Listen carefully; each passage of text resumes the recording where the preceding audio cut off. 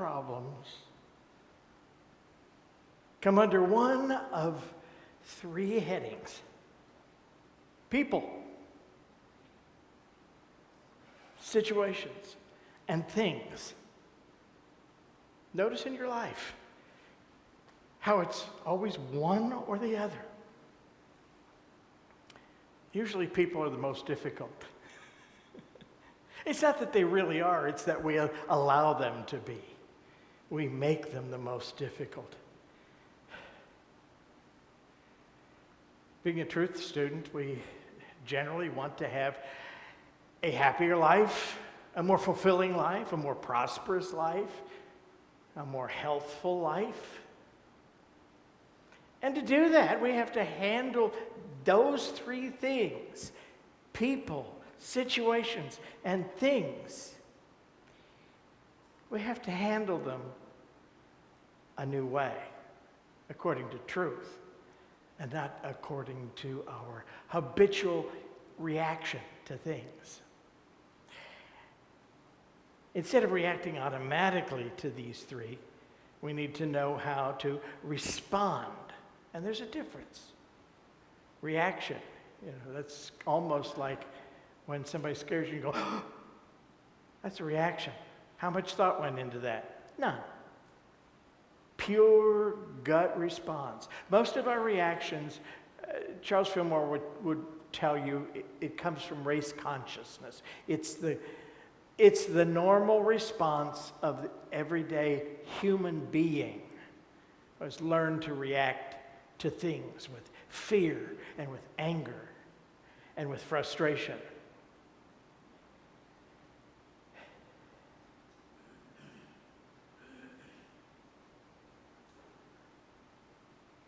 It is for us to respond in a different way.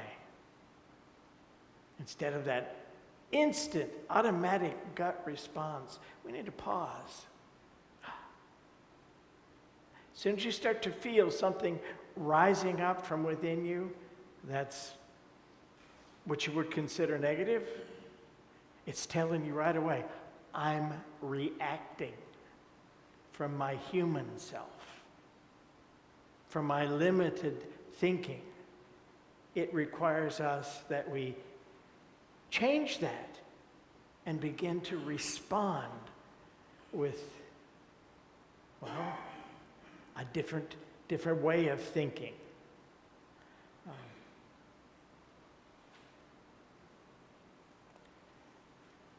Every time we react in that negative way, it doesn't take any intelligence to do that. If we get angry, we've done it again. And certainly our mind was not in it. Something comes along and we get frightened. Well, our higher thinking wasn't involved. That was the pure gut reaction and a human pattern of thinking, of responding, reacting. So we need an approach to all three of these, to the challenges of people, situations, and things. And that different approach is to respond, not react, but respond by choice thinking. Now, a choice piece of meat, a choice steak, a choice candidate. Choice.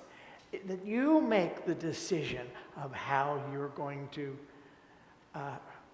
react or respond in this situation. That it's your choice. It comes out of you, and that's not just a habitual response. When we find a more excellent way to respond to life, we're using our God-given dominion. Now, dominion is not domination. It is not dominating anything. Dominion is not,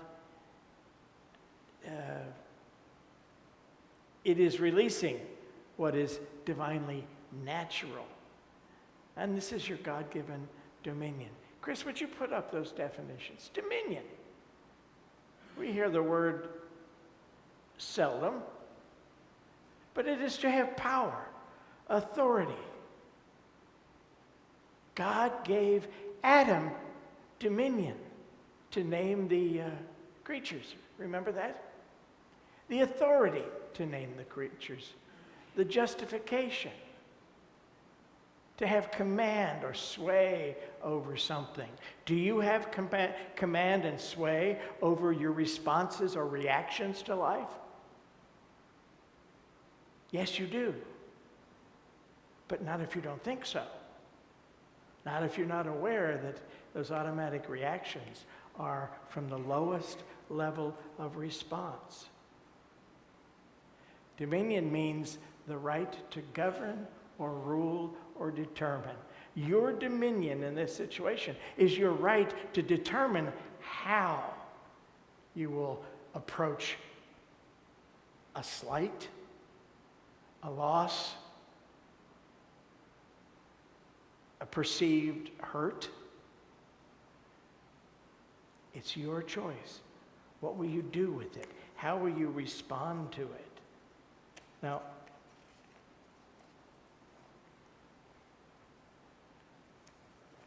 there's a quotation.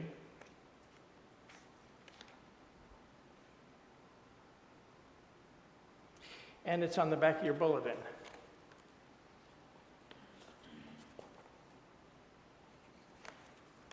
It's number 2.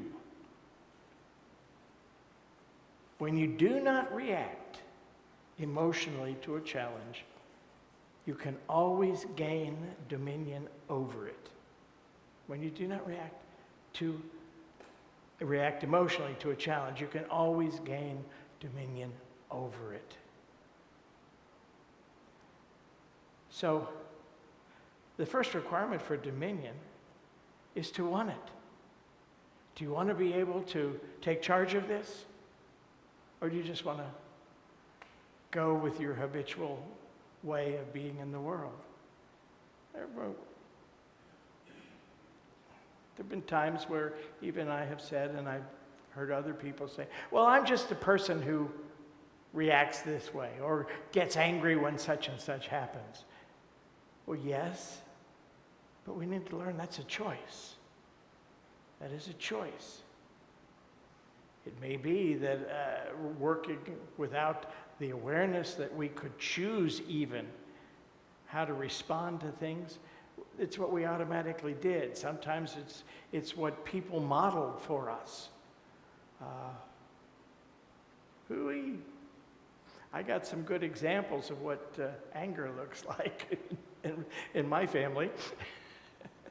Oh, did I tell you about the time that furniture was flying through the air and glasses were embedding in the plaster? That was an interesting evening. There was a lot of this race consciousness response. You understand that phrase, race consciousness. It's the habitual reaction from a human standpoint of the people of the world. It becomes the acceptable standard. I got plenty of that, saw plenty of that.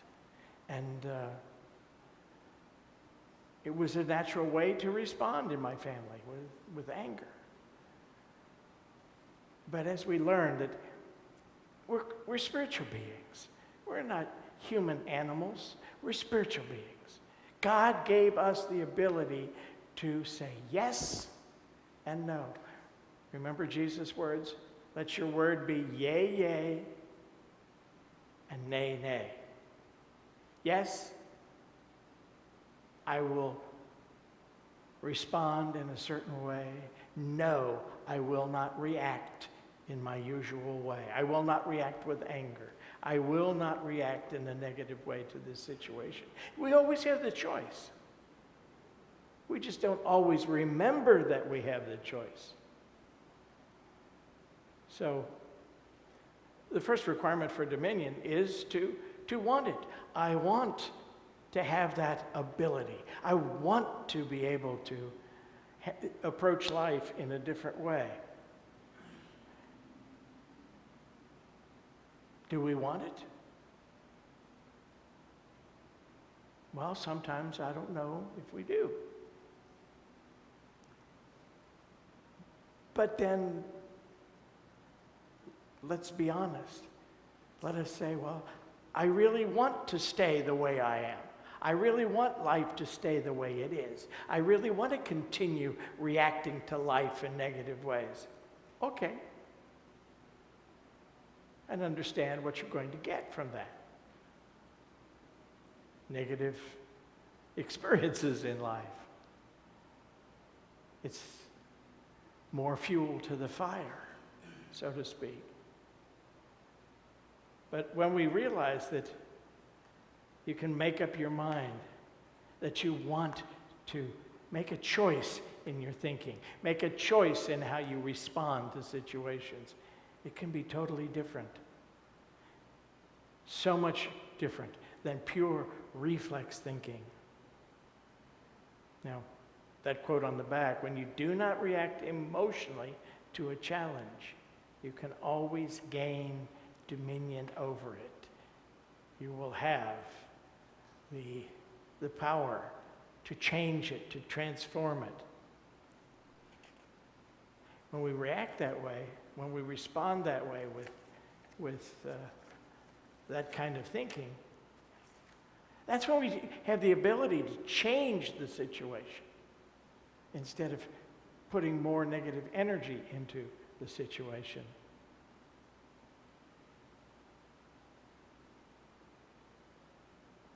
Amazing.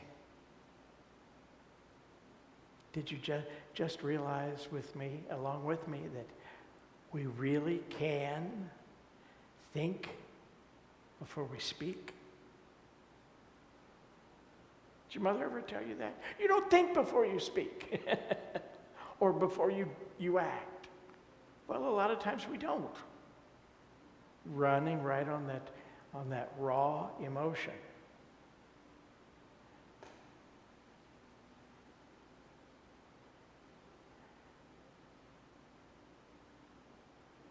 Some of us could decide that this is going to be pretty dull to live life like this. Oh, wait a minute. I need to think about how I'm going to respond in this situation. We take the fire out of a lot of situations. Some of us function well with stress. Some of us function real well with dissension. I've had people in my family who, when things were going too well, something would happen. They'd do something, cause a problem, cause dissension.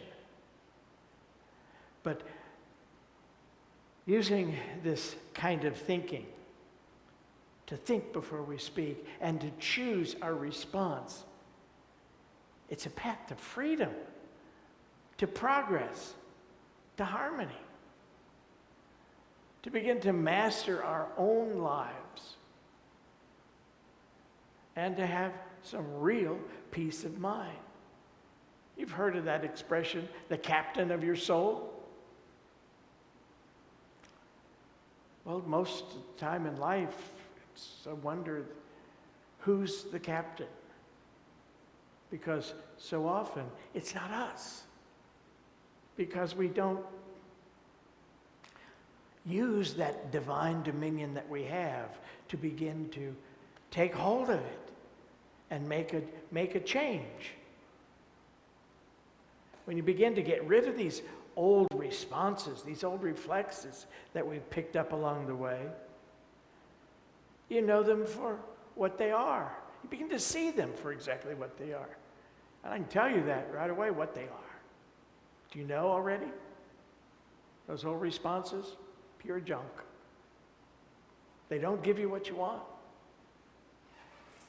They don't give you peace. They don't give you happiness. They don't give you a sense of accomplishment. Yeah. When you start to use this kind of thinking, when you start to examine before you respond to life, so that you respond in a positive way, you find some joys come to you that you have never known until you make that change. Joys that have been out of your life, and they now have to happen because you're doing life differently. That's a wonderful thing. Wow, I did something different.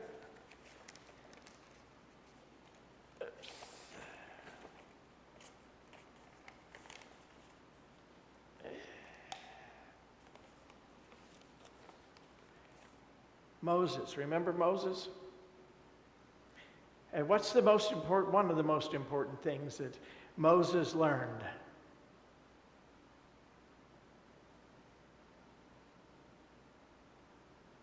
It took a bush to bring it to his attention.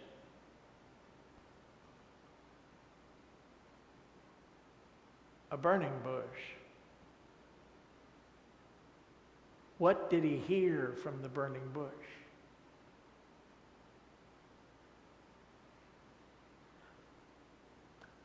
Say it. I am that I am. Yeah. He heard that. I am that I am.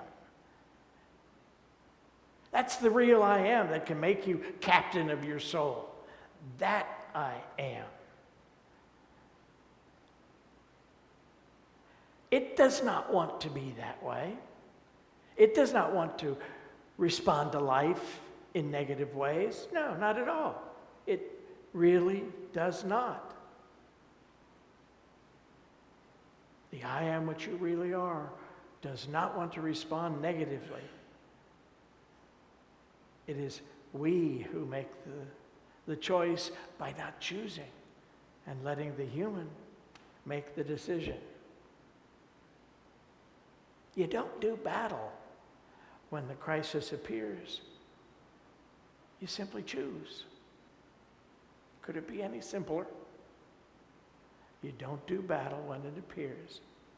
You simply make a conscious choice.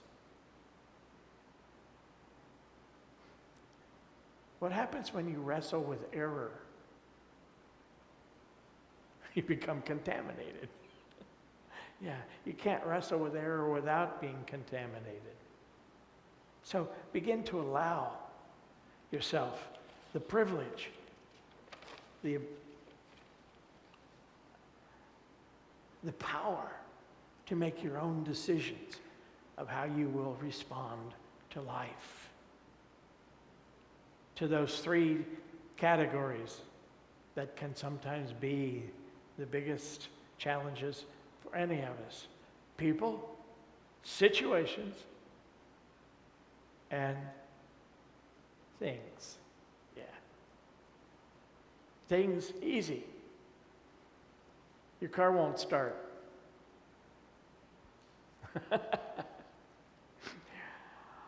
What are your first thoughts about your car when it won't start?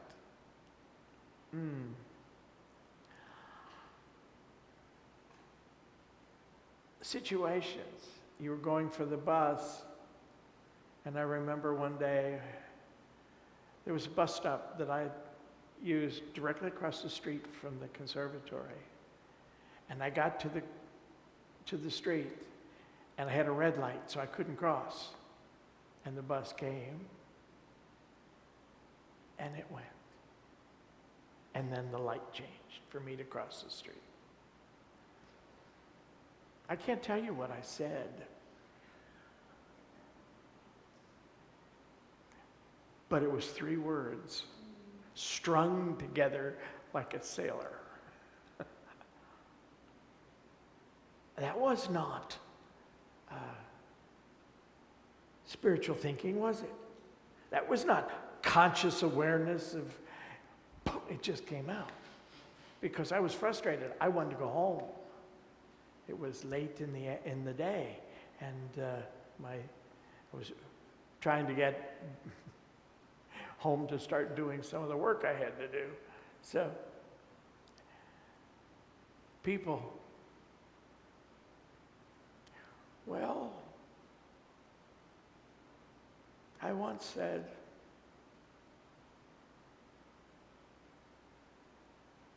tell you this, yeah.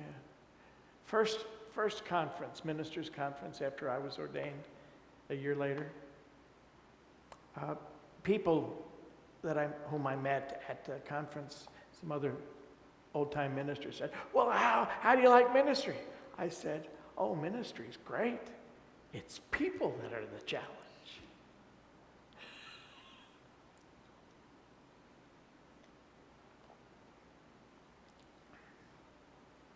But then we're here to grow. With growth comes what? Some growing pains, right? We do our own games on each other until we find out that's not the right way, or they don't work, and we begin to change things. But it requires some interactions. And none of us have reached the end of the line. We're all still in process. So people, when you see them as growing, evolving spiritual beings, sometimes you have to really convince yourself that that's really what they are, because your perception says something else. A son of Baal, for sure, but you're wrong. They're underneath, they're just as good as anyone, as you are, or I am. They just may not know how to let that out. They may have taught to respond to life in negative ways. When you respond with a negative to these people, it just reinforces on both sides.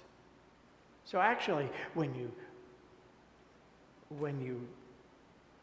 think before you speak, when you think before you act, and choose to respond to life in a positive way, and you respond to a person in a positive way, it's going to help them.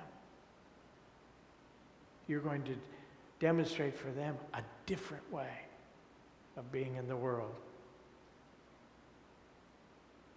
And they just might someday thank you for that.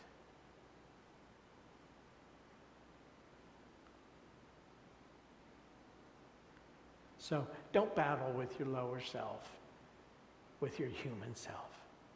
Just choose. And when you do that, you're letting God take over. You're letting that divine spirit within you take charge. And that makes you the captain of your soul. I invite you to.